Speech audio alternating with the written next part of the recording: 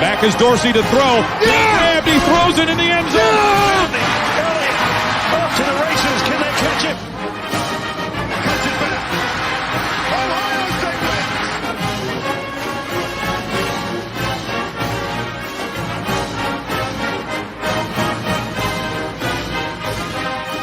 Ohio State The Ohio State of Mind podcast, hosted by Josh Keatley and Michael Chin.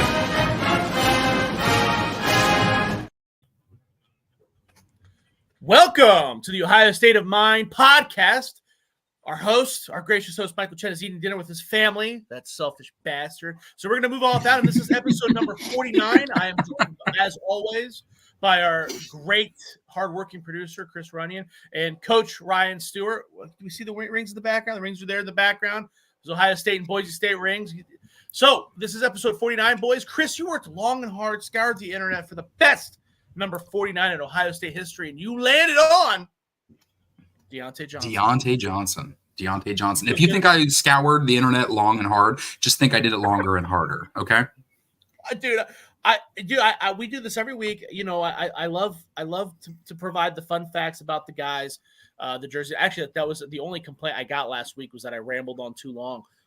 I looked for another 49 alternative, and I didn't find one either. So I'm with you, man. Deontay Johnson, fullback, son of the great Pepper Johnson, as I was reminded by Chris. Chris believes that Deontay Johnson was the last true I formation fullback. I tend to disagree. I remember a lot of single back, man. I really want to say Jamar Martin, but maybe that's just me being biased. Coach, what do you think? Did any other fullbacks come to mind as the last true fullback? Bourne was a fullback when they moved him to linebacker, but he would have been a fullback for a season when I was there. But they used him so little. I don't know if I would really classify that. That's the problem. I'm just saying, if you go back to 2009 when I got to Ohio State and Fickell was the head coach after Chesel resigned, Bourne played fullback that year. He didn't move until linebacker until Urban Meyer was there. He did. But I would put him in the same vein as who's the fullback this year? Patrick Gurd, right? But maybe, I don't know. Let me ask you this: Was Jamar Martin after Matt Keller? Yeah, he was. Never mind. Yeah, he was after Matt Keller. That '90s era was Jamar Martin, Matt Keller, Nicky Sualua, who's also very good, Jeff Cothran. Eric Moss. Was Eric Moss? I think Eric Moss played tackle. There's somebody in that era. But yeah, anyways, let's move on to the Big Ten, boys. Ohio State's coming off of an off week, a much needed off week after we rambled on about our disappointment with the loss against Oregon.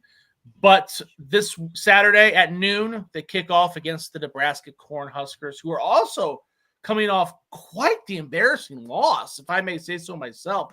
Indiana was very good. They were favored by 7 points. We'll kind of get into our predictions later. So we kind of knew Indiana was going to have a good shot at winning that, but they really just took Nebraska behind the woodshed, which made me feel a lot more comfortable about the game. Chris, why don't you kick us off with your thoughts on what you think is going to happen this Saturday? You know, you said it. I've seen what Curt Cignetti and Indiana have done. And I've also seen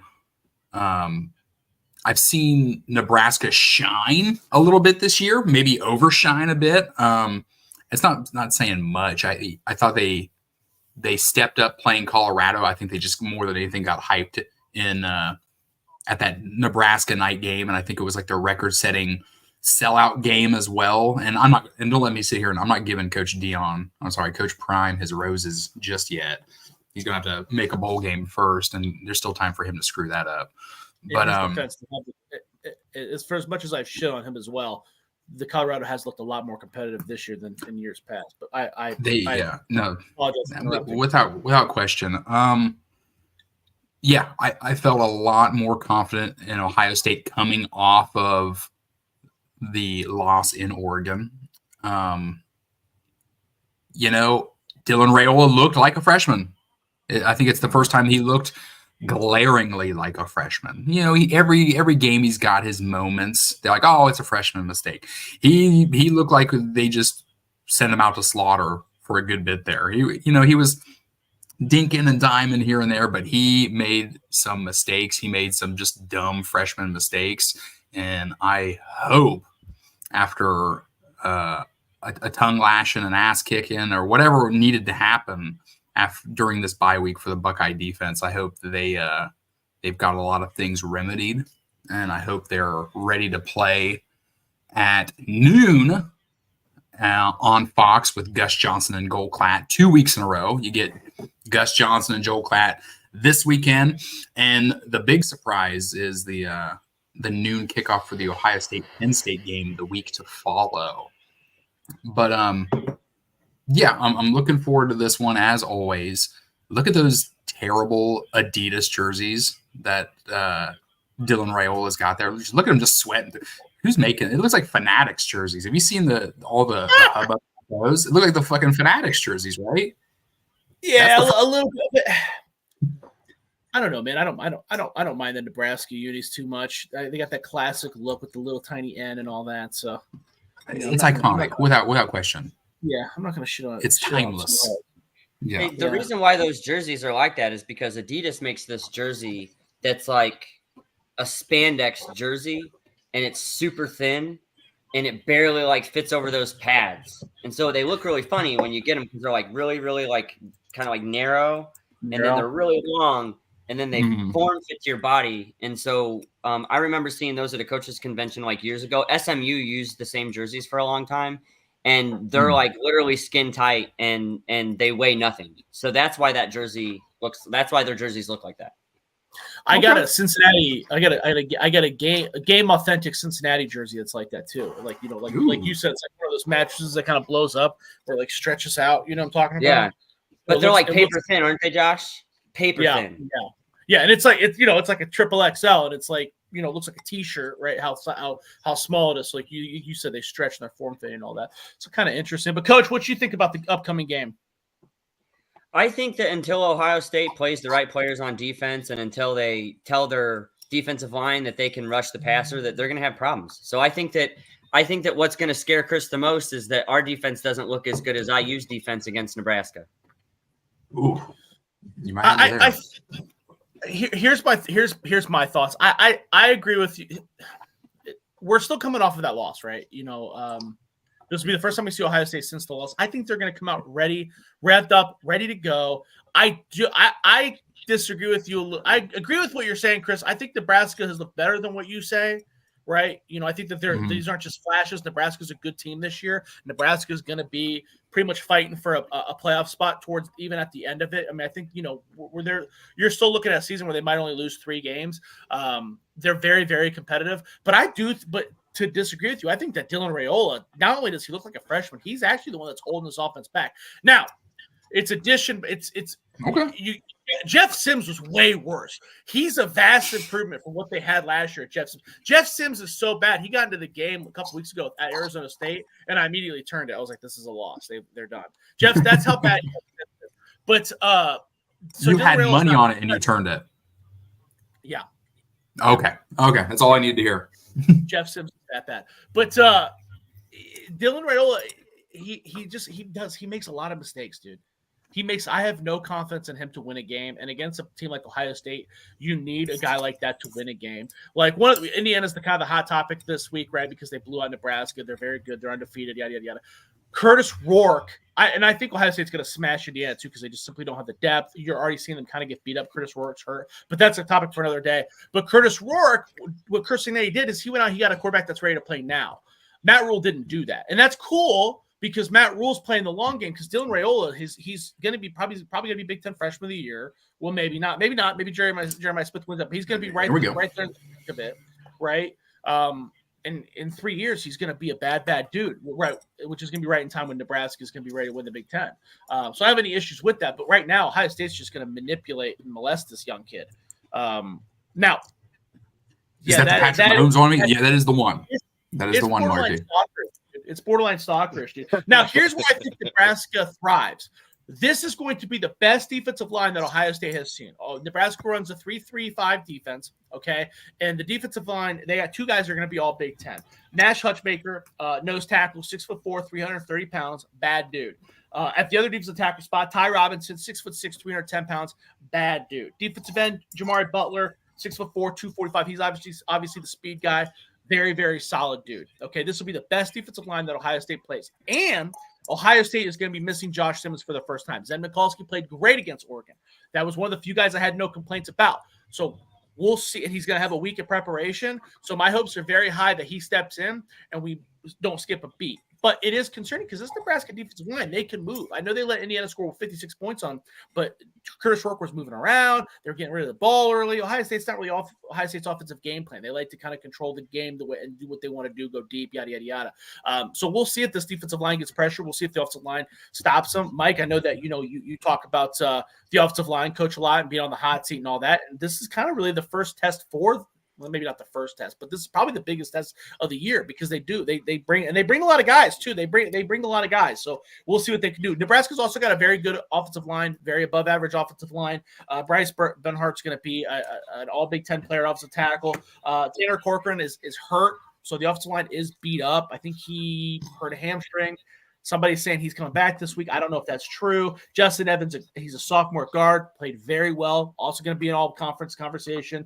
Ben Scott, the center, who transferred in from Arizona State a couple of years ago, has played very well. And then they got another guard, Henry Lutovsky, who's also very good. This is a very good offensive line. Ohio State's seen a couple good offensive lines this year, though, so I'm not too concerned. I'm way more concerned about that Nebraska defensive line. But all in all, I think Ohio State does run away with it. You got a bye week after you just got embarrassed on national TV. Maybe embarrassed is a strong word, but I think that they're going to come out guns a-blazing. Mike, what do you think? Coach, would you I was just going to say with that type of defensive set, it's really hard to play that type of defensive set against Ohio State. They're going to have a one technique, and I believe our center is like just one of the best centers in the country, and he might not need a double team to take up that one, and so we should be able to like run against Nebraska, I believe. So, but anyway, sorry, Mike. I didn't mean to cut you. No, you're good. No worries, Coach. I think that the offensive line is like Josh said is going to get tested this week. The good part is, although Simmons is obviously out for the year, they had 2 weeks to pretty much get whoever whether it's Zen Mikulski, whoever they might be. Maybe it's Ryan Montgomery. We don't know yet. Ohio State won't really announce anything until right when the game starts. So I'm concerned about the fact that it's offensive line's all about communication, and to get a new body in there and have just 2 weeks to try and get it down, I think will be difficult. Right, exactly. And you're talking about like blitz pickups and making sure that you're sliding to the right side of pass protections and making sure that your gaps are sound and all that. So I think that. No. So what happened? Did he get kicked out? Or I'm gone. They don't like that talk. They don't like that talk. I think that talent-wise, I think that Ohio State should be okay. It'll be interesting, especially with Judkins' injury as well, to see how good he is. Apparently, he's not missing any time. Which I agree. I do think it seems a little bit weird. But we saw some of the issues pop up against Oregon when he had that fumble on the second drive. So clearly he wasn't 100% for that game, and he's not going to be 100% for this game either. So I think they're gonna have to lean on TreVeyon Henderson a little bit more, which I don't think is a bad thing, to be honest with you. Although I thought he looked a little slow against Oregon. Yeah. The long run that he had, he usually finishes those off, and he got caught from behind, which I thought was a little bit odd. But at the end of the day, do you think he looks slow, or is Oregon fast, dude? No, Oregon's fast. That's what it comes down to. I think a little bit of both. But you're talking about one of the most explosive players in the country. He should finish that run. Like, don't get me wrong, he should have finished that run. He should have been in the end zone. Now, granted, Ohio State did score on the drive, which was fine, but that's a play that he has to finish. That kind of play separates a good team from a great team. And right now I think we're just a good team. I don't see a lot of great out there. The defense gets torched every time they play anybody with a pulse. So yeah, I agree with that. You covered a couple things there. I don't think I don't want to shit on Nebraska, right? I want to be very clear. Nebraska to me is in the same tier as Iowa, and we manhandled Iowa. That's where they're at. They're not as good as Oregon, but they're the same team as Iowa. Be on the lookout. Watch their first half. This should still be a blowout. If Quinshon Judkins is 50%, I wouldn't roll with him. James Peoples has done a great job. Peoples is great. Nebraska, I'm not worried about Nebraska and the fact that I want to risk injury to Quinshon Judkins, who's a difference maker and is going to be needed against, like we said, like Oregon. I don't think the TreVeyon Henderson topic I do want to talk about, because I do think that shows, to me, it shows that we're watching these football games with scarlet glasses, because we're seeing him beat up on teams like MAC opponents where their fastest guys run 4.6s. You know what I mean? And I think that's one of the issues that we see when they do play these MAC opponents constantly like that, is that like on that, I think a better example is that 3rd and 1 where they handed off to TreVeyon and he tried to juke to get like an extra 3 yards. That wasn't working against Oregon, because those guys are faster, they're bigger, they're stronger. They miss less tackles, right? And he lost that yard, right? And if he would have had better competition at first, maybe he would have been smart enough to know, hey, I'm just going to get this yard and just thank God I got it. Move the chains column. That was kind of the bigger concern when I watched the running backs run. I didn't think that he looked slower. I just think it really showed me like, oh shit, I misunderstood I overrated this team. You know whose linebackers are faster than Oregon's? Iowa? Penn State? Penn State's linebackers are faster than Oregon's, so they better be ready for that. But this and Mike, to your and nobody's people probably won't like this statement. I don't really care. What do I have to lose? But Ohio State is a great team that's poorly coached. That's the problem. Well, I agree with that. I think we all talked about that last week. You know, and one more thing I want to add too. If Luke Montgomery does end up playing, that to me is a red flag. I don't know if you saw a rumor or you read it on X or something like that.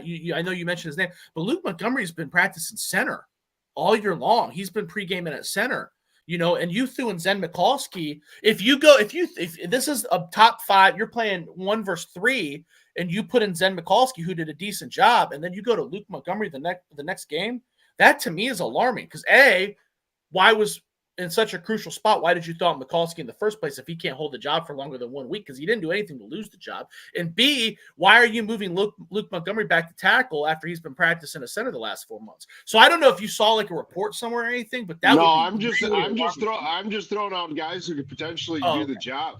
You know, I did not see anything yet. That's just kind of the way I looked at it.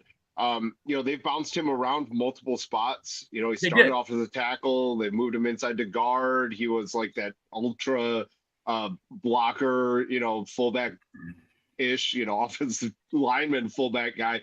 So, you know, wouldn't surprise me for them to say, hey, we need to create some depth, so we're going to move you back. If he was getting reps at center. But you're behind Mikulski, I wouldn't be surprised by that. Yeah, I would say that. Yeah. It's more of a depth thing than because I think they're pretty set at center, to be honest with you. You know, like Ryan talked about, you know, Seth McLaughlin is playing at such a high level right now that. And Carson Hinsman was good last year too. Barring any injury, you know, barring any injury, you know, you don't expect anybody to overtake him for that spot. So it just makes sense if another guy is on the offensive line that has that experience. Now, we do know Montgomery he has shorter arms, so he might not be the ideal left tackle. He might be better right. But, you know, I think that just due to the fact that he has played tackle previously, that it makes sense for them to kick him out, say, all right, we're going to rep you here for the rest of the year just to develop a little bit of depth because, you know, they're taking a hit, obviously, losing Simmons. Well, and I think that long arm stat is one of the most overrated stats when you talk about offensive linemen. It's not really necessarily about how long your arms are. That helps, obviously, but it's more about how quick can you get your arms up, right? If my arms are short, them on you first. The other thing too is if you bench press 600 pounds, that doesn't having long arms or short arms doesn't matter. I mean, if you're strong, you're strong, right, Josh? Right. Like as an offensive lineman. Good footwork. Good footwork helps a lot too. Yeah. And that quickness, get your arms up. Yeah. Another thing that too we haven't talked about, we probably should mention, although I don't think it's going to be concerning, is Tegra Shabola was hurt at the Oregon game. We saw Austin Severo go in. Austin has played great all year long. There hasn't been a huge drop off. At one point, there was even a competition to see who's going to play. Right, we didn't know if Tegra was even going to be the starter. So I'm not too concerned about that either. And all reports indicate that Tegra came back too. Tegra came back too. Right. So, all reports are that he's healthy, but it should be noted that, hey, if he is a little bumped again, when you're talking about the Oregon game, I don't know what was going through their head. Maybe they thought it was in their best interest to play a Tegra Shabola that's 75%, but maybe against Nebraska, they're like, no, we don't want to play a 75% Tegra because we should be able to manhandle these guys. But again, we'll see that, but that is something to know. Do we have anything else to add about this game, guys? Or just the last thing I want to add is about this game, just for Buckeye fans to be aware of, is that everybody that plays Ohio State, it's going to be probably like their most hyped and their best game. So Dylan Raiola from Indiana is not going to be the Dylan Raiola that Ohio State plays. He's going to be better. So, I do think that there is some truth to the fact that I think if that's the argument could be made that maybe Nebraska looked like such shit because they were looking ahead to Ohio State. I think that absolutely is 100% the truth. God, I would think that Matt Rule would be smart enough to not look ahead from Indiana, though. You can't. Okay, so Matt Rule doesn't have a lot to do with that. Like, Matt Rule can try to keep his team as focused as he wants all the time, but if you have a freshman quarterback and a young team, sometimes they're going to overlook, teams like that. I mean, it's just that's kind of like a young team thing to do. I think Dylan Raiola, I'm telling you, Dylan Raiola is going to play better against Ohio State than he played last week. I promise you that. See, I think he's going to shit down his pants. I think Dylan Raiola. Not if they don't pressure him. I have not. That's true. If there's no pressure on him, you're probably right. I just haven't been. I've been impressed with him in the context of.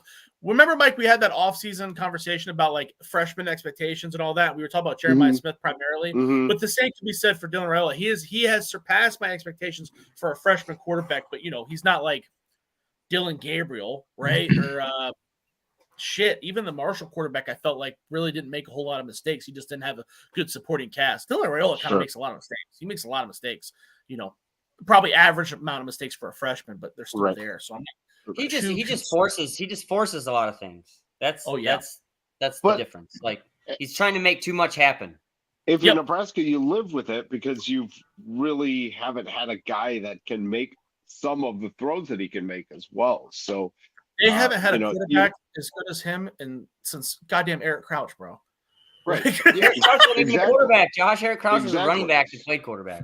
Hey, I mean, no Eric Crouch disrespect on this podcast, damn it. Right. So they're just gonna live with it. They just have to. They're gonna live through the growing pains. I mean, that's what freshmen do. Jeremiah Smith has been perfect this year, has he? He's got a couple fumbles, a couple false starts. And Ohio State's willing to live with it. And I think that's the same thing with Nebraska, although it's magnified a little bit more because he's the starting quarterback. So I think you guys are right by saying that the Raiola we saw last week is not the Raiola we're going to see this week. I think there's a little chip on his shoulder when he's going up against Ohio State. Obviously he was committed to the Buckeyes at one point in time. I mean, who wasn't he committed to? I guess is really a better question. I was going to say, that's how did I know? How did I know that Josh would get really butthurt about a subpar quarterback? Hey, Eric Crouch, trophy! God damn it! He didn't get a Heisman Trophy for playing quarterback. Yeah, Heisman Trophy for running for 1,000 yards. It's true, but they're just gonna live with it, which is fine. I mean, I like the mystery. I like the macabre behind the Quinshon Judkins injury. I understand the reasoning behind it. You don't want to go ahead and advertise all that and what it is. Like, he's hurt. He had an injury. He had a procedure done here this last week. I like to always, and of course, come the end of the season, we'll figure out what it really was. You know what I mean? But it's like the hockey. I'm a big hockey fan. It's like when the team gets bounced from the playoffs. Or like Connor McDavid scored 16 goals with 2 broken ribs and a subacute hematoma. You're like, what? Okay. Yeah, so, like, you guys know that with Ohio State and the way that they control the media, you don't have anybody that's going to be able to find out or ask or press any of those people at Ohio State on what it is. So Ohio State can just say whatever they want because nobody's going to challenge them because they'll yank your press credentials. So Well, they've done that before, right? We've heard some of the bigger publications talk about injuries in the past with certain players after they leave or whatever. They'll be like, well, we knew he had that injury. We knew that was going on. It was like, okay, sure. They kind of did. There was a little bit of a CJ Stroud thing too when he first started his career. Remember when he missed the game against Toledo and Kyle McCord got to start? Right. And a lot of people, we knew he was hurt. That's why he struggled to Oregon. It's like, okay, well, no one wrote about it. Yeah, no one said anything about it. But whatever. Yeah. It's like, either you did. If you didn't know, fine, just admit it. But if you did know and you didn't say anything, well, then who fucking cares? But do we got anything else to add about this game? Yeah, there are some rumors. I don't know if any of you guys have seen this, that Lathan Ransom could be out potentially. I have seen some chatter. Absolutely destroyed on a blitz by that running back. I sent a video to Josh. Yeah, I've seen some chatter that they're saying that he's out and he'll be out for a little while as well. So that's something. I hope the best for Ransom. Hope the best for Ransom, but hopefully that means that we don't have to play this stupid 4-2-5 defense against Nebraska, and we get to use 3 linebackers. How long? Have you heard any rumors? How long? No. I don't have an issue with him. There's just rumors that he's hurt and that it could be a significant amount of time. Because you're going to need him from Penn State, right? You're going to need him from Penn State. Or you don't use him and you use 3 linebackers. Or put Sonny Styles' ass back at safety and then use linebackers. Is that the right move to make though? Would putting Styles back there, be the right move when you've got some young guys who have repped there all year? Who understand, a little bit more about how to play safety as a guy. They definitely don't understand more. He's been doing it since he got there. I mean, I don't know. Like, I just Styles has been. They're obviously committed to having Sonny Styles on the field all the time. I know Styles was there last year. Whether he's good at linebacker or not. So, I mean, I'd almost rather see like Jalen McMillan back there.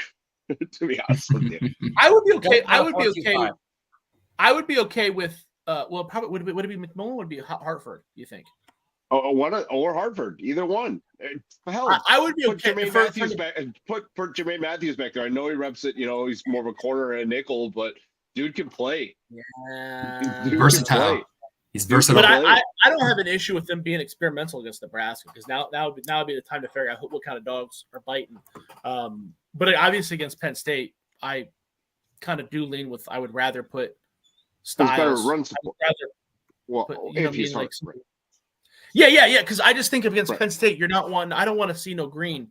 You know what I mean? I want to get a guy that's on the field, even if you got to edit. Revive. You're gonna have to revise your defense anyways, right? They're in trouble against Penn State. Regardless, they're in trouble against Penn State, especially if a guy like Lathan Ransom's out. I'm just trying to figure out what would be the best method. I mean, you would think Bleak Hartford. We've seen him. We've seen flashes. I like it. I think that would be a good plan for Nebraska to see if he could hang. But against Penn State, that's where I have questions. But I guess that's a question. Here, let me ask you this. So do you think that they're better off staying in a 4-2-5 and putting somebody that doesn't have a lot of experience, from the safety position and using those safeties anywhere, or just going 3 linebackers against that team? Because against Nebraska, either one, your best player.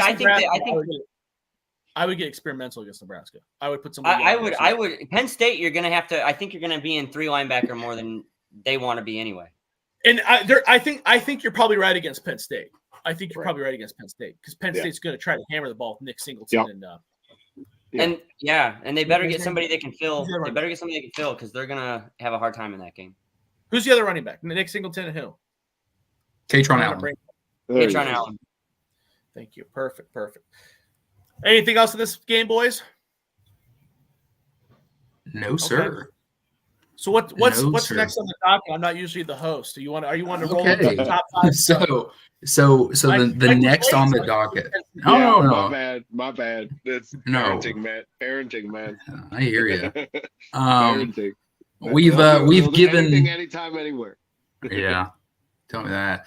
We've given the Buckeyes head coach Ryan Day a lot of flack over the last week, and we got to thinking comprehending, the fathoming what really are Coach Ryan Day's top 5 wins as the head coach of the Buckeyes. And I've got half of ours in. We'll go a cappella and get both Josh and Coach's thoughts as well. But Mike, we're going to put you on the spot. All right. Let's go over Mike's. Okay, Before good. Before we start this segment, I do want to give a shout out to my boys at Varsity Collectibles in Zanesville. I know you're listening, maybe not right now, but they've been following the podcast. I went in the shop a couple days ago. Everybody in there was telling me that they were listening to the show. They all had some opinions on Ryan Day. I appreciate you guys listening, and hopefully you like this segment as well. Not a sponsor, but could be. But might be. All right, so who is your favorite podcaster, Josh? Were you the favorite? I'm always the favorite. I don't even have to ask. I mean, we shouldn't have asked that one either. This wasn't easy compiling this list because there are some wins that are significant, but the opponents, something like they beat Indiana, I think when they were like ranked 9th a couple of years ago, and it's like, is that really a big win? It's it's a different Indiana than it was. I think they did have Penix that year. They were good. They gave Ohio State a scare in that game. Right. Yeah. No, they had a good squad, but again, like one side of the ball was good. So it's like, does that count as a good win? I glossed over it and I was like, yeah, no, not really. So my top win, obviously, it's got to be that Clemson win. I think that one's pretty easy. College football playoff semifinal. It's just the way that Justin Fields got knocked around and then come back and just absolutely torched Clemson. Kind of a little bit of revenge from a few years ago in the college football playoff when they blanked them. But that's the top win. I got the second one. I believe that's the 19 win over Michigan. That was just an absolute rout. Ohio State could not be stopped. And I was in Buckeye glory days, so that was nice. Big Ten championship game over Wisconsin. I think this one was significant clearly because you bring a Big Ten title home. I think that one's pretty obvious. And then I believe it was the season opener against Notre Dame 2 years ago.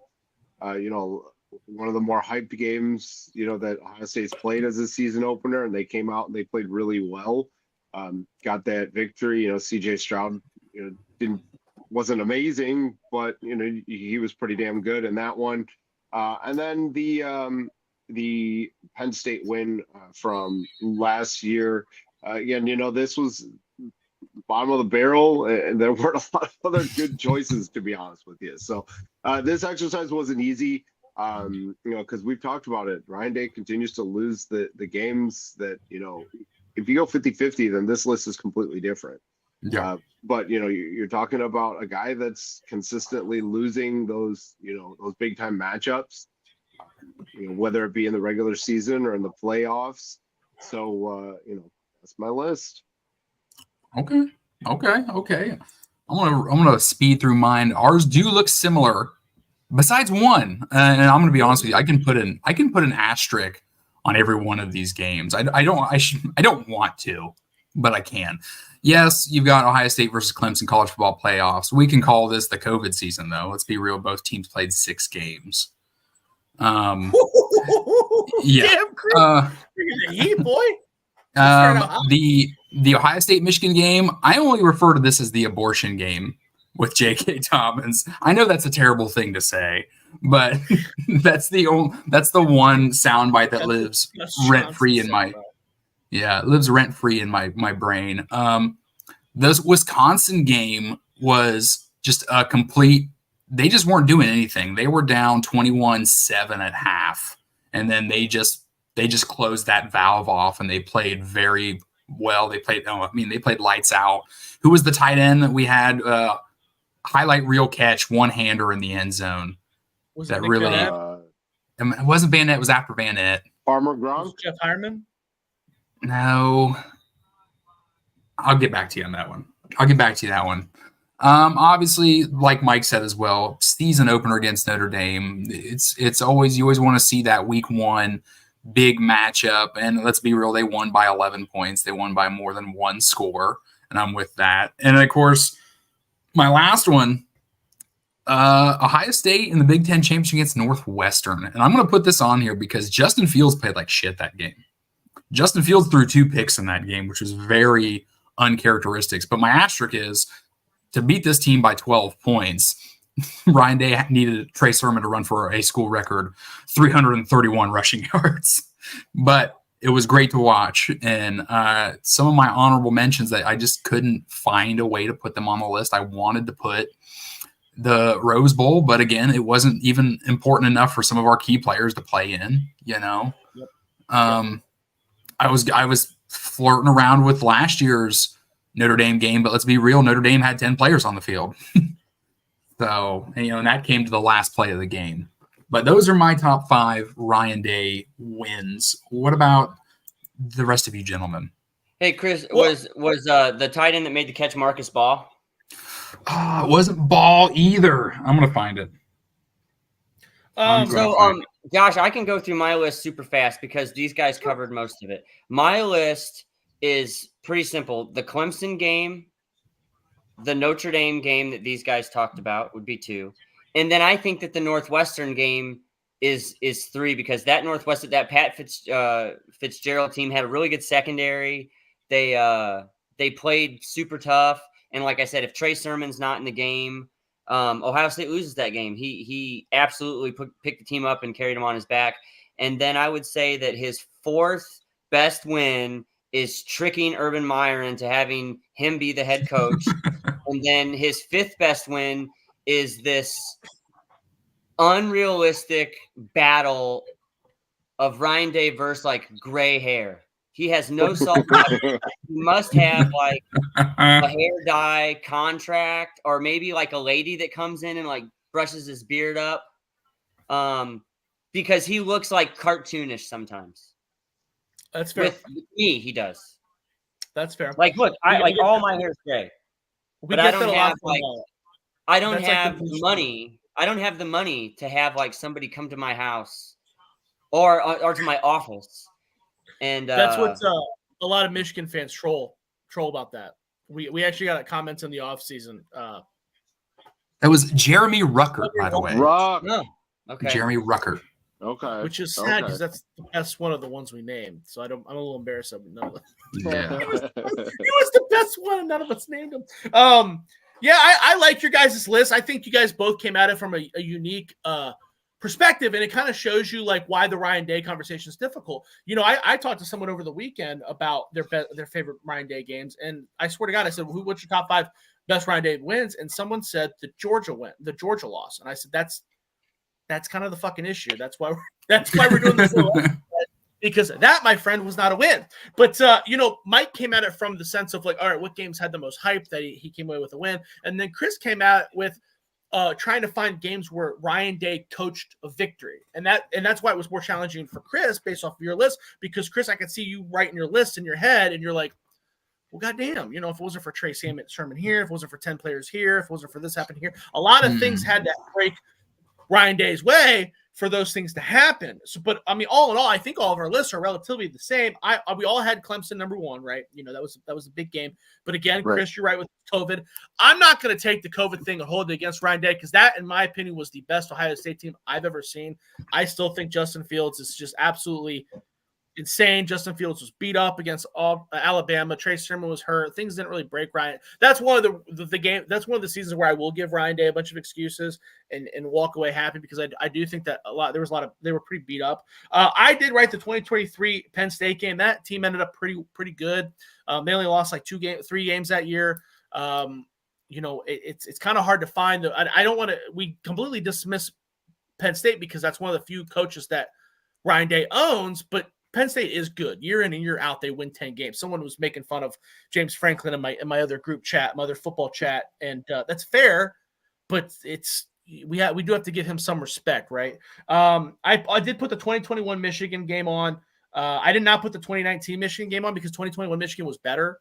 right? 2019 Michigan was still building up from the Urban Meyer slaughtering, but the 2021 Michigan was actually legitimately good, and Ryan Day still put the hammer down.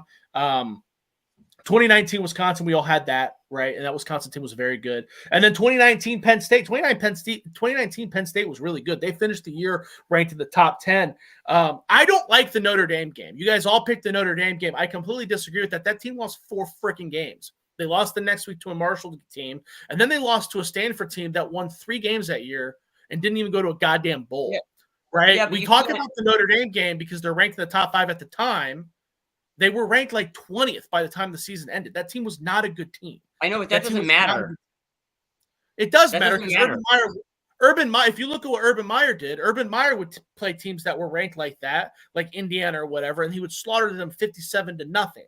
Ryan Day didn't do that because whether he's buying into the hype or whatever happened that year, I don't classify that as a good win. That's a win that we should look back. Mike kind of talked about that with the Indiana team. You were kind of like questioning, like, man, should I put Indiana on here? Were they really that good? And I do think that they were good because Michael Penix is great, right? And he's so good that he basically was able to take over a game, and I give them a lot of credit for that. But Notre Dame was worse than that team. The Notre Dame was not a good team. They were no better than the Iowa team that we beat the shit out of, and he struggled with them. So I don't put that on there at all. I had a similar conversation with the guy that I work with that you did with the person that you talked to, Josh. And the thing that I said that really shocked him and got him thinking was I said, hey, Ken, his name's Kenny. I said, hey, Kenny, listen, the only team that was as good as Ohio State on our list was Clemson. Ohio State was better than all those other teams. Well, I would agree with that. That's how I really tried to put my list down too. Like that's another thing too. If you go back and look at that Notre Dame win, I think that was at the Tyler Buckner game, and he didn't even finish Notre Dame. He was awful. He doesn't play college football anymore. Basically. Yes, he does. Well, he's like the 4th stringer at Alabama.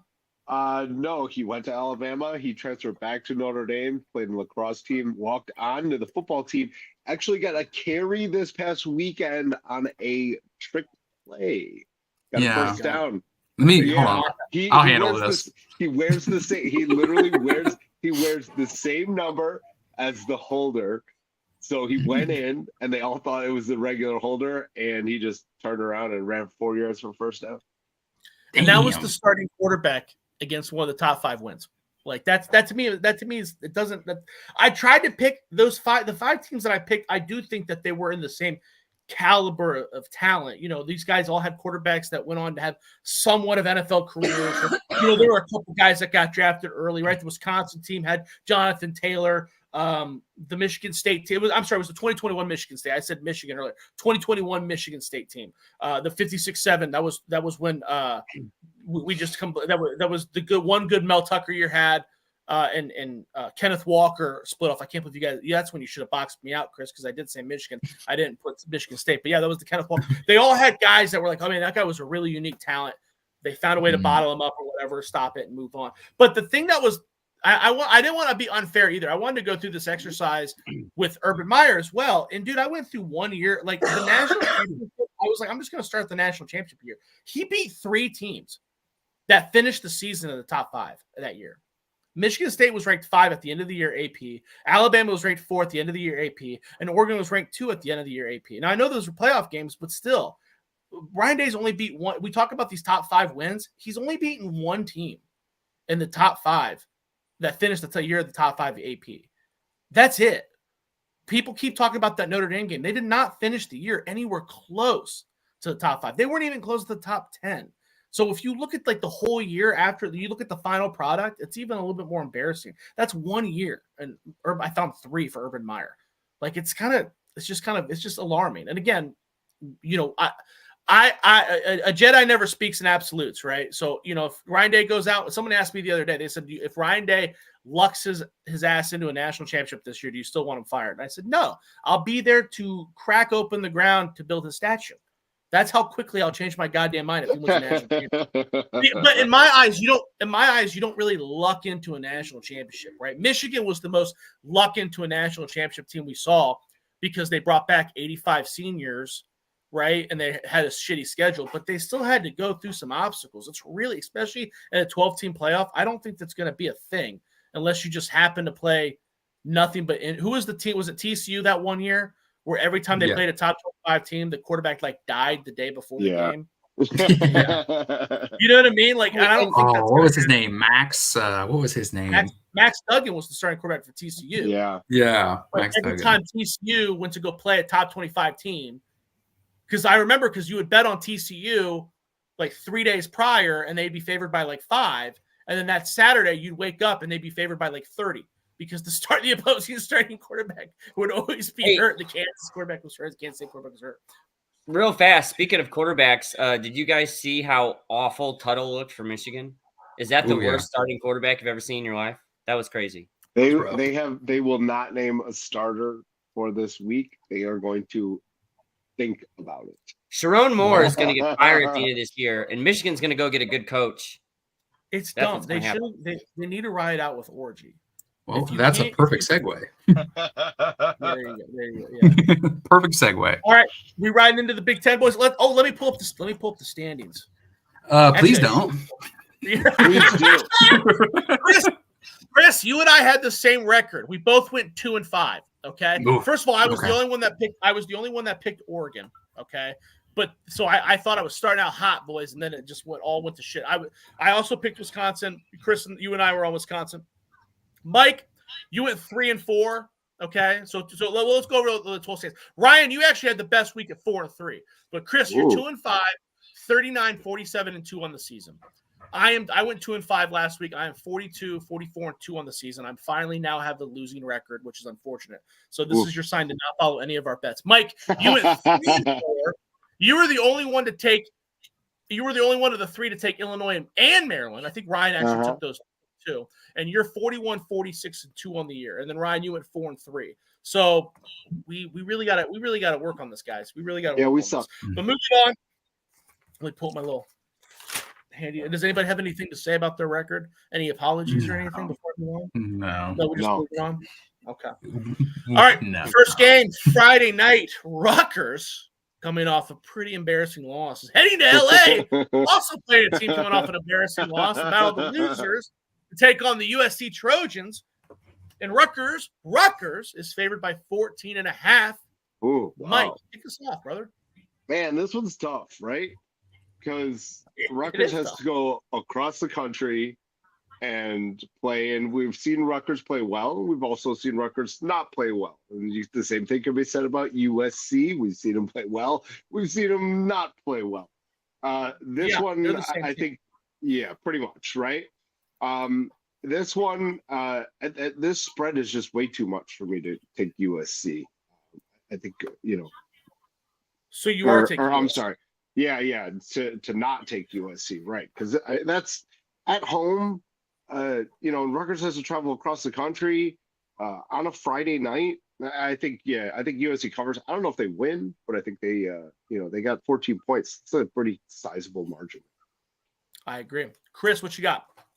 Absolutely, with what Mike said. Hey, 14 points is a lot, but I'm going to put more into not only the cross-country travel, which has to be the longest trip in college football this year. Would you think? I was thinking that this is the longest trip in college football, and what assholes USC are for making this a night game. Well, not even the long trip on a Friday. It's on a Friday, right? Yeah. The fact that it's on a Friday and it has to be the longest trip. There's no way that Rutgers pulled by 14. So give me USC. Yeah. Coach, what you got? Oh, USC all day. This is the so worst situation Rutgers could ever be. All right. So I also have USC. So that means if you're listening to our podcast, unload your savings account on Rutgers. Mm-hmm. Well, I agree with everything you said. I was 4-3. I was 4-3. I have a winning record last week. Oh, I apologize. So if you have a savings account, split your money up on Ryan's bets so you can barely go over 500. That's you're gonna make me spill my water. You can go as steady. Hey, that's a winning record though. So who am I? I got a losing record. So hey, Mike, I agree with everything you're saying, man. USC, they're the same. They're the same team. But opposites. USC throws the ball. Rutgers runs the ball. When you shut that thing down, you shut down the entire fucking thing. So I'm with you guys. I'm going with USC. Coach, I agree with you. I don't. The situation is just so shitty. So awful. It's like so the worst. awful, especially since Rutgers is not very good. They're falling apart. No. Yeah. They're falling apart. All right. On to the next game. Nebraska, big noon kickoff, heads to Columbus, Ohio. Dylan Raiola takes on the Buckeyes. I never wrote down everybody's picks. Ohio State's favored by 25.5, by the way. Chris, who did you have? Give me Ohio State. Give me Ohio State to cover, please. Mike, what you got? I think this is tighter than that. Ohio State's come off of a bye. I think there's going to be a little bit of rust. I think they're not going to play all that great in the first half. And I think I'm not Rutgers. I think Nebraska is going to, hang around and make it a game. I think the Buckeyes win, but I don't think they win by that much. I think it's closer to like 10 to 14 points. So give me the Cornhuskers. Are you the first person to not take? Is this the first time someone's not taking Ohio State this year? No, you took Oregon. Chris. Huh? You took Oregon. No, none of us took Oregon. Dude, trust me, I did not take. I took Ohio State on alternate. I took Ohio State given 13.5, dude. I lost a lot of money. No, I think I did not take them like one of the early games as well because I thought the spread was too big. I have to go back and look on that. Coach, what you got? Oh man, this is like a hard one for me. I don't think Ohio State plays their best players on defense. I think that they'll come back and they'll be fine. Like I think that they're gonna be ready to go. But I'm with Mike. I just don't think that they cover the spread. I think it's closer. I'm with you, Chris. Ohio State's got they're coming off a bye week and they had a week to get their asses chewed. They're ready to come out, dude. They're ready to just bust, boy. So let's rock and roll. I mean, I hope I'm wrong. By the way, Also, I hope I'm wrong. Well, with the new scheduling now, it's coming off their last bye week, mind you. Mm-hmm. So, yeah. Yep. Mm-hmm. All right, next game. Washington travels to the deadly confines of Bloomington, Indiana, to take on the Hoosiers, who are 7-point favorites. Indiana is a 7-point favorite over a college football playoff team from last year, the Washington Huskies. Chris, I'm gonna let you take this one off. Give me Indiana. No. Don't speak. Mike, since you wanted to have sex with the Washington roster at the beginning of the year, I want you to Well, I've watched back and forth on Washington all year. At first, I said they were great before the season, and then I said they sucked after the first few weeks, and then they went on a little run, and I was back on, and now I'm back off.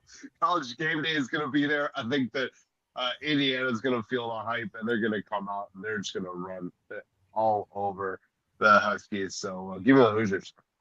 Dude, you're downplaying that. At the beginning of the year, when we did our Big Ten preview, you said you wish that Washington did the Northwestern car wash so you could go through it. Did no one get that reference? No one remembers the car wash from Northwestern? I like that. That's a good one. They put their balls on everybody's face or whatever. All right, anyways. All right, I guess that reference. Yeah, everybody forgets the car wash. Chris, what you got? What is Ryan Day's record coming off of a bye? You guys know the top of your head. That is a good question. I would be willing to bet he's undefeated because Ohio State doesn't typically schedule tough games after a bye. That's not really the Ohio State thing. It's kind of a Big Ten thing. I would be willing to bet he's probably undefeated. I mean, he's only lost 5 games, and most of them are Michigan. So, and again, I want him fired. I want to be very clear about that. But yeah, I wanted him fired. I wanted him fired. But he's. I don't think he's lost off of a bye. Indiana by 7. We said the spread 7 on that one. Yeah. Yeah. Give me Indiana by 14. Double it. Ooh, you gonna do a pleaser? You gonna do a pleaser, not a teaser? How about, you gonna do what I did? I'll put my daughter's braces fund on that one. Mike, are you Googling it? Are you gonna prove me wrong? I'm looking, but I'm not. Unfortunately, I'm not having much luck here. Is that because I'm right, or is it because you just can't find it? Because I can't find it. Okay, God, I'd be hard pressed. Coach, what you got?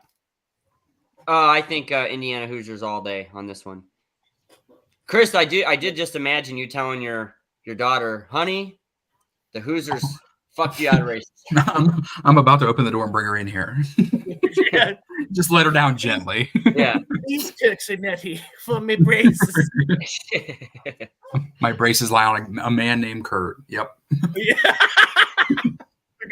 They're gonna be red in honor of Indiana. All right, I'm going against you guys. I'm going with Washington. There's no way that this can continue. There's no way that Indiana could just keep ravaging people like Brad Pitt and Troy. It has to come to a stop. Stop it. There's no way this can't keep happening, dude. Washington isn't bad.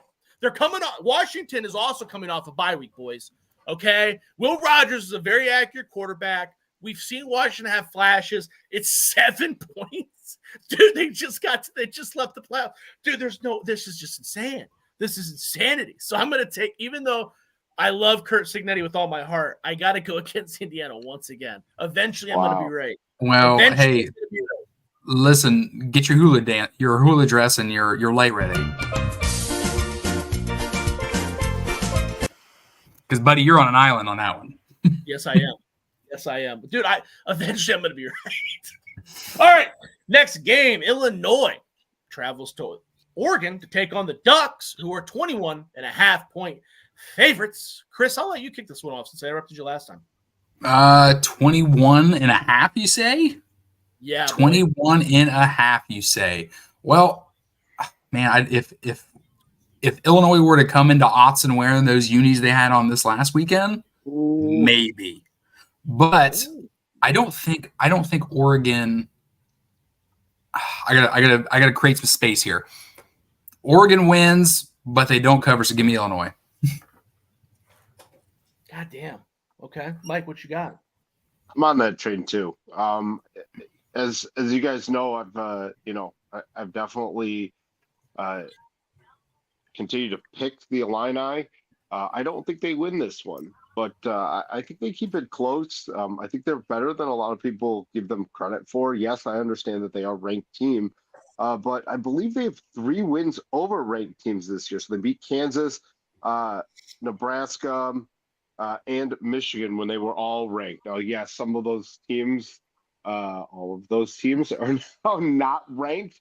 I get that, but I think the Illini.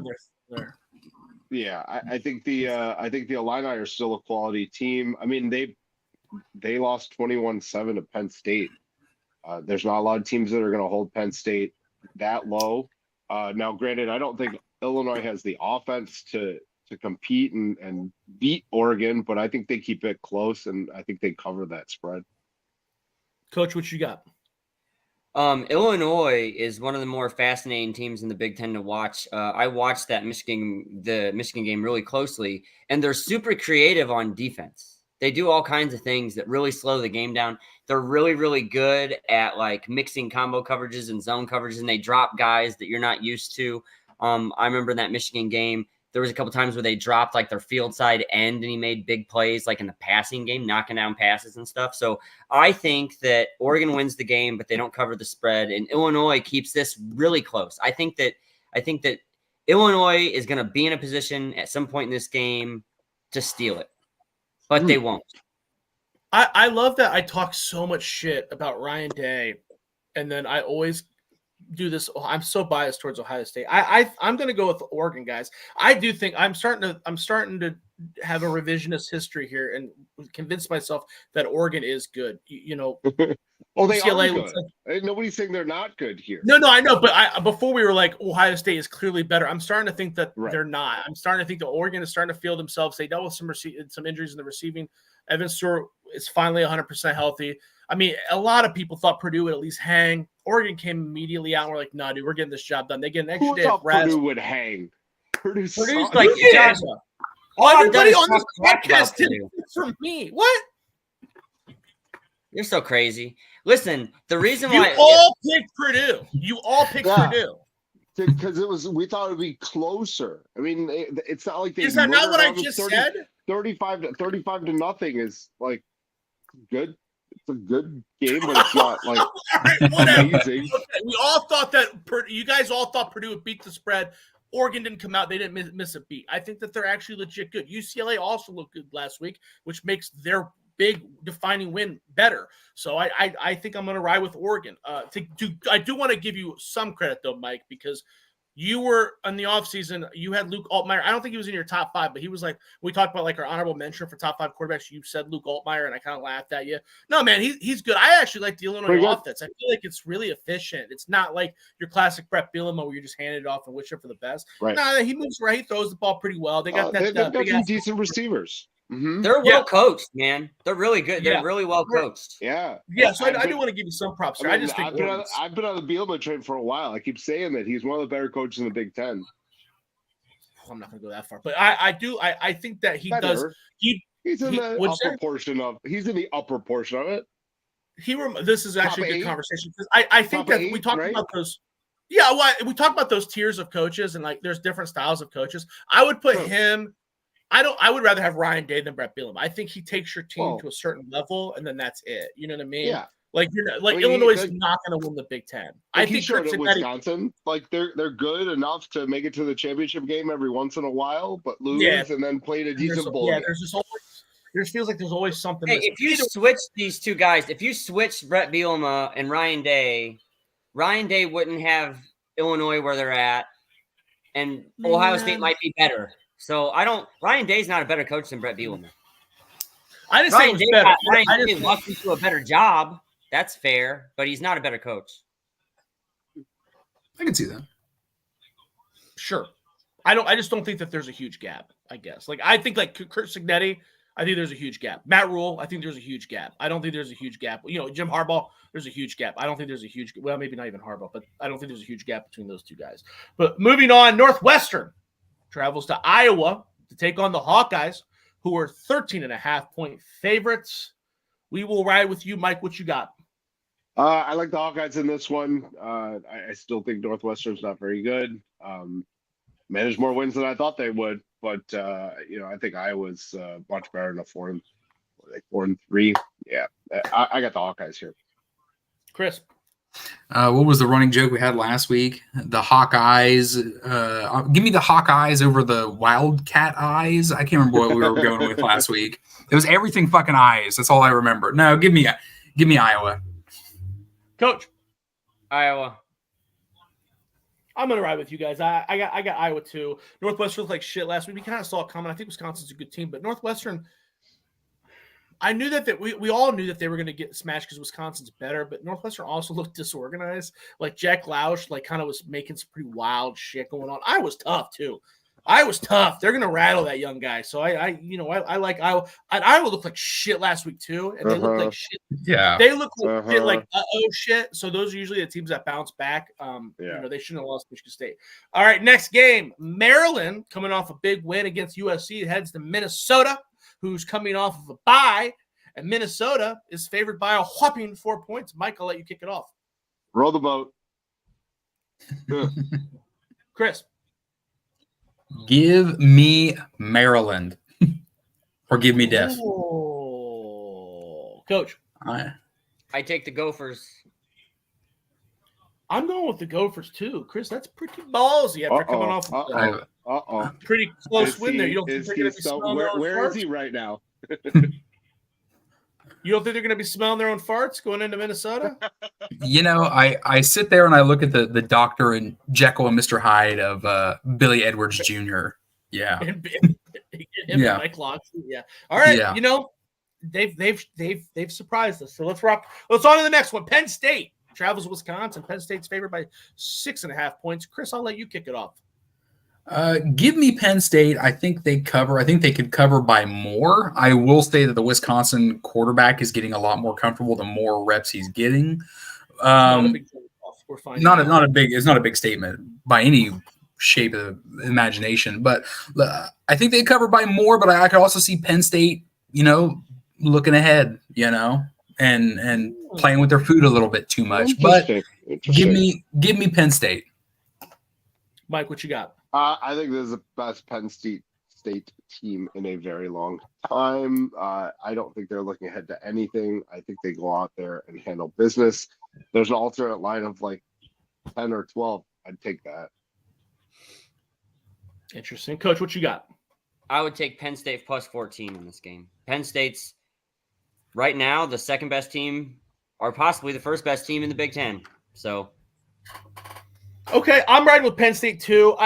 Chris, I think you are right. This James Franklin has got issues. Eventually, we're going to see him look ahead, slip up, maybe not lose a game, but definitely not like you. I could see him being favored by 21 points against a team like Illinois and not beating it, right? Just looking ahead. I don't think you're going to look ahead against Wisconsin, though, because they're tough. Wisconsin has looked tough. You know, when they shit down their pants, they shit down their pants. When they look good, they look like a team you want to focus on. So I'm going to take Penn State. We're on to the next one. Michigan State goes to Ann Arbor to take on the Wolverines, who have lost again in embarrassing fashion. But Michigan's still favored by 5.5. Chris, I'll let you kick this one off again. You know, there are only 2 teams in all of college football who have under 1,000 passing yards and double-digit interceptions. Those 2 teams are Kennesaw State and Michigan. Whoa. Yes. Kennesaw State. This is their first year in the FBS, by the way. This is their first year in the FBS. Love to hear it. Love to hear Yes, absolutely. That is Penn State, that embarrassing. tight end for Penn State, he was beast last week. Yeah, No, who was yeah, it? he's nuts. Warren. Warren, against Yeah. against Yeah, Warren. USC. Yeah, he went off. That dude was throwing passes, catching passes, running the Amazing. ball. Dude, he's doing it all. Holy hell. Yeah, but I think Aiden Childs is Aiden Childs, and he's going to turn the ball over. I don't know what Michigan's going to be. You said 6.5? 5.5. 5.5. 5.5? And it's in the big house. Go ahead and give me Michigan. Oh, I- Mike, what you You, got? you can't. I think this is the year where everyone exercises their demons over the cheaters. I think Michigan State's coming off of a good win last week. I think they're starting to kind of figure it out, and I'm going to take the Spartans here. Coach, what you got? Tuttle is like the worst quarterback I've seen in a very long time. I'm taking Michigan State. We don't even know if Tuttle's playing there, Coach. By the way, It doesn't matter. It doesn't matter. Like him, I mean, if he's whether like it's their him top, or Orgy. if he's their top option, then yeah, right. I mean, And then my prediction is that Sharon Moore is fired pretty soon, and they go get a real coach. They have to go. Like at this point in time, why not try that 5-star freshman Jaden Davis? I mean, they don't have anything to lose here. I mean, if That's I'm actually Sharon Moore, I'm good. doing that because you're about to get fired because he's in a very like Luke Fickle Like, situation. you really don't have anything to lose by going out and playing the highest ranked quarterback on your team. Like That's No, you should really do that. not a bad move. That's not a bad 100%, they idea. should do that. No way, they should do that. They should have been doing that 3 weeks ago. I would still I think that's a good idea. I agree with you. That's probably what I would. That's a good idea. What I would do is I think that you have to design your offense around Orgy's skill set because his skill set, he does have one. It's just not Right. throwing the ball. Run Yeah. some kind of variation. You know who would have won with this guy? Harbaugh. Because he would have been like, Probably. all right, boys, we're running every play. Triple option. Yeah, he would've- This is he would've- Air he Force would've- in Michigan. No, Quarterback Hell, power they- every play. hell, they That's did it what with Urban would have done with him. They did That's it with what he would've McCarthy done. too. How many straight runs did they have against Penn State? It's like 26 or something, right? Yeah, man. Yeah. Right? Like he did it. He did it even when he had a quarterback who could throw the ball. That's And what so I'm saying. yeah, It's I just- don't definitely know what agree to with you, do. Josh. I definitely agree with you. I think that Harbaugh could have won with Orgy. Yeah, and I mean, Yeah. and we're like an Ohio State podcast, but everybody has to understand, like whether you like it or not, like Jim Harbaugh is an absolutely outstanding coach. Like He is. I was just he's about to won say that. everywhere he's been. He's won at every level, and it took him a while with Michigan, but every time he's ever played Ryan Day, he's outcoached him big time. So Jim Harbaugh's an excellent coach. So yeah, it would have looked different with him, and obviously Sharon Moore's just not ready for this type of situation. And he Well, won't be the look, we coach at Michigan next year. I do think that Harbaugh needed a little special sauce because when he got to Michigan AKA was Counter Stallions. Yeah, well, and the COVID thing, and he got busted a few times recruiting violations, and he was doing those weird satellite camps, and then he was every time Ryan Day farted out of turn, he tattled to the NCAA. He did have he was getting frustrated. He wins everywhere he goes. He was going to turn Michigan around regardless, but I do think that there was. I don't want to completely shit on what. I don't want to completely act like those first couple of years didn't exist of Harbaugh's career at Michigan, because I do think Urban Meyer did pretty much squash that bug. But I think that Urban Meyer is a better coach than Harbaugh. I think that Urban Meyer outcoaches Harbaugh. Harbaugh outcoaches Ryan Day. It's that simple. Josh, Jim Harbaugh, he had a couple guys that got drafted from the University of San Diego. Think about that. Like, you played against the University of San Diego, and he had guys that got drafted from a Division I AA non-scholarship school.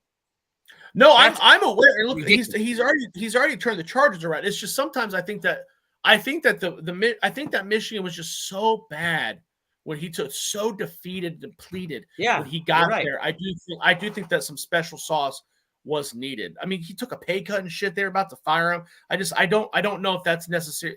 But again, he overcame that because he's such a great coach, and great coaches are willing to bend the rules and then leave immediately after.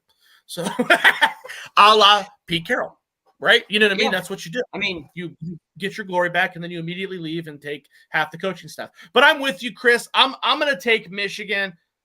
Dude, Mike does have me somewhat worried, because what you said about Michigan State and Jonathan Smith, those new coaches, he is finding his groove. Something's happening there. But it's in Ann Arbor. I think Michigan can do this. I think they can finish the job against, little brother. So that's where we're at.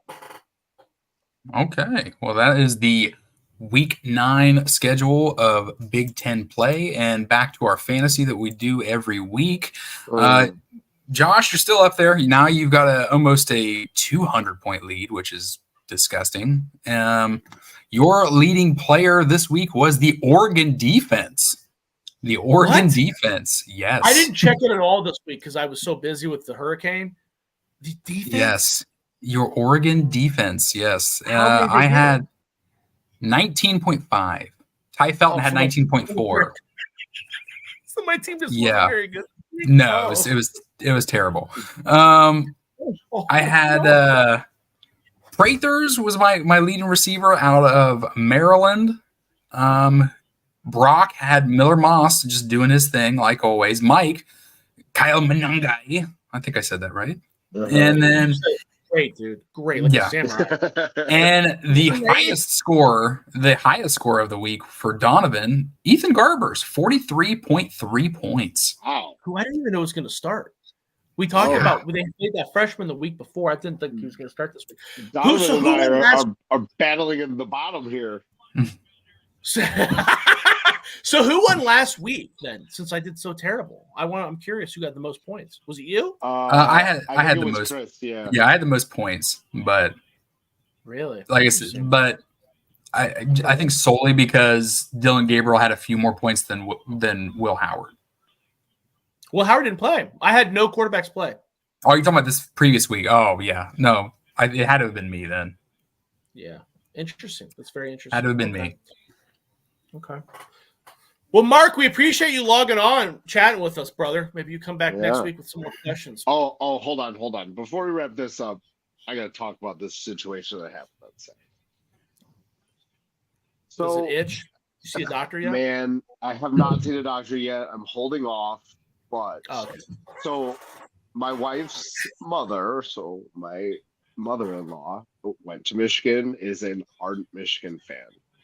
For my son's baby shower, she got him a Michigan outfit. Oof. It gets worse. Okay.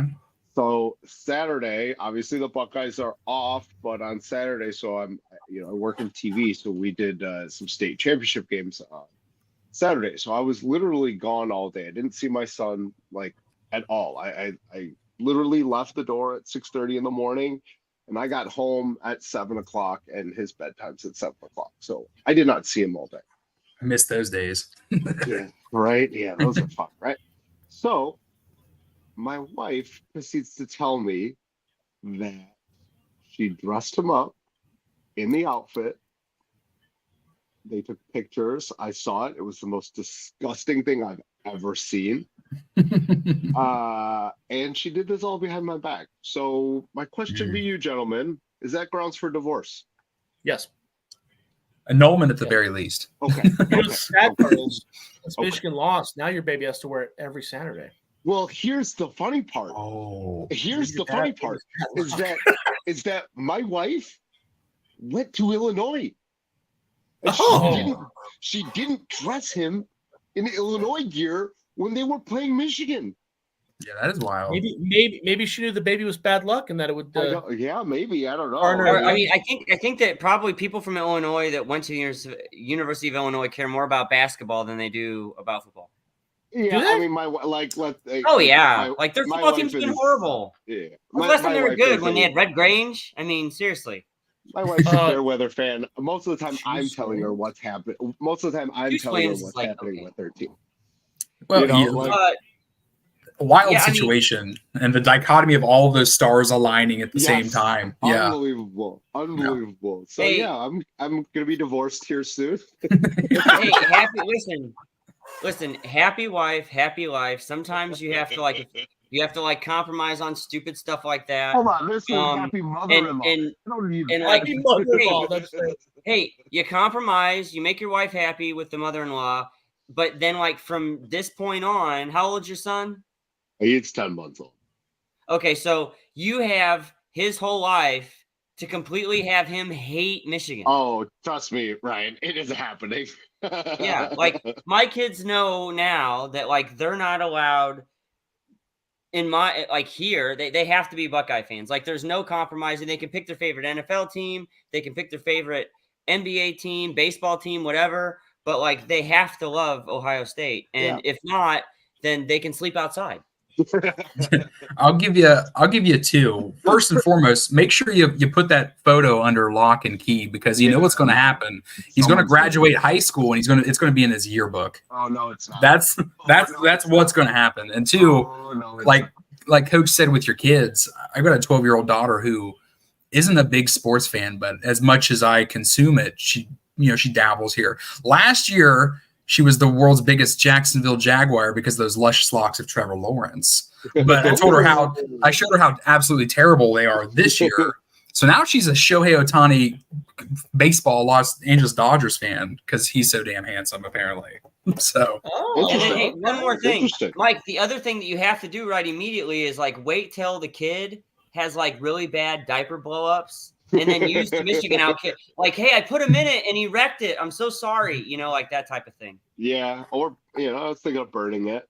One or the other. Got to exercise some demons here, right? yeah. Yeah. I'm gonna be less about like the team aspect, but I just want to make sure that my child looks up to like really upstanding individuals. So like Hugh Freeze will be the favorite head coach. Deshaun Watson will be the favorite coach. Ray Rice, a running back, of course. Perhaps Warren Sapp at defensive side. Just an all-around moral. Darius Geis would be one of the their favorite LSU player. A rounded moral compass. Yeah. Just yeah, that's great. Just Michael Irvin. Aaron Hernandez, Dave Yeah. Maggott. Ray Lewis, favorite linebacker. Just Good overall, Lord. Oh my goodness. it's even sadder that we were able to rip off 30 players immediately. Yeah, even really- right. Mhm. Like Yeah. off the top of our heads. Serious Yeah, crimes that's too, right. murder. Yeah. Yeah, Yeah. Tyreek Hill. Gotta love him. Hey, who's that guy? Travis Henry for the Broncos that has like 15 kids by 14 different women or something like that. He'd be a good Yeah, one. the running back. You Yeah. gotta be more specific because Antonio Cromartie's like that too. Yes. Crow's got a bunch of kids. Tyreek Hill's like bunch I of that. know men. that too. Travis bunch of Henry baby like mamas. got But put in doesn't jail kill because he anybody. wasn't paying child support or something. Yeah, Travis Henry. Yeah, because he got cut. He didn't get to retire. They were like, "Dude, you're done." And he was like, "Oh no." Yeah, However, I have 20 kids. I can't. I tell you a wild one I heard on the radio the other day. The number 3 quarterback in this class out of Tennessee is Phillip Rivers' son. Oh, Here's another one who's got a bunch. Yeah. Yeah, Which is they're okay. all with one. They're all with one woman. So it's Yeah, Yeah. different. but he has the same amount as his Chargers jersey number is the wild thing. That's right. That's it. Yeah. Philip Rivers also played against Ohio State, North Carolina State. Yeah. Him and T.A. Chuck McClendon. Yeah. And Chuck Amato with that Robin Williams hair. Was that 3 overtimes, right? Yeah, 3 overtimes. Yeah. That was a fun game. It was a fun game. All right. Well, it's been an hour and 20 minutes, boys, and Mark hasn't commented in 30 minutes, so I think that was our last viewer. Well, we actually got 28 guys on here, but maybe we should shut it down. Sounds Yes, good. sir. No, Thank you with so it. much. Mike, you want to do the closing ceremony since I took over? the opening? Yeah. All right. Josh, where can we find your stuff? Follow me on X at Josh Keatley16. Check out my work at Buckeyes Wire. Most of my work is just tweets that Mike sends me and I regurgitate. But, but no, so It's yeah, cousin. and then us here every Monday. Brad?